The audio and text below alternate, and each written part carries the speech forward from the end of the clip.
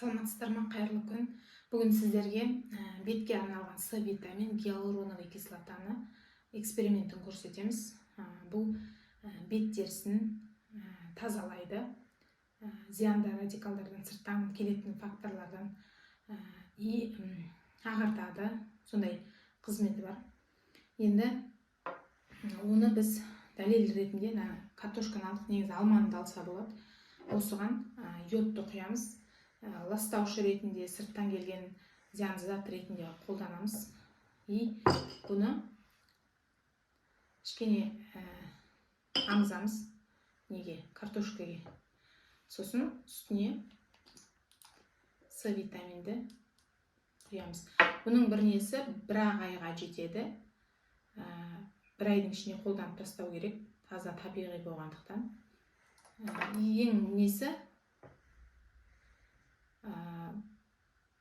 кішкене тұру керек. Бір айдан кейін түсірі қоңыр болып кетеді. Сол кезде жарамай қалады. Сол үшін сол ашылғаннан кейін концентрат болады. Ыдысқа сығылады, өзі сывырткасына, крышкасы болады, сол сығылады. Соны бір ай бойы қолданасыз. Өстіп кішкене уақыт керек. Өстіп ағартады. Беттегі зиян заттарды, сосын коллаген вырабатывать етуге көмектеседі.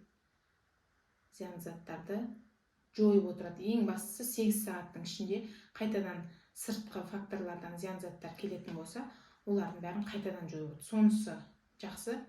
Қазір көрсетемін. Мысалы, мынау кетті ғой, кішкене қалды. Тамызған, көп тамыз жібердім.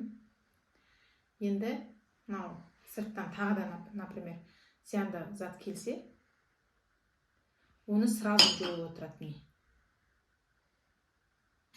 Сондай бетіңізге зиянды зат келіп отырады. Өстіп, оны еще бұл 8 есе нығыздалған. Қайта-қайта нететін болсаңыз, қайта-қайта өстіп жойып отырады. Бетке арналған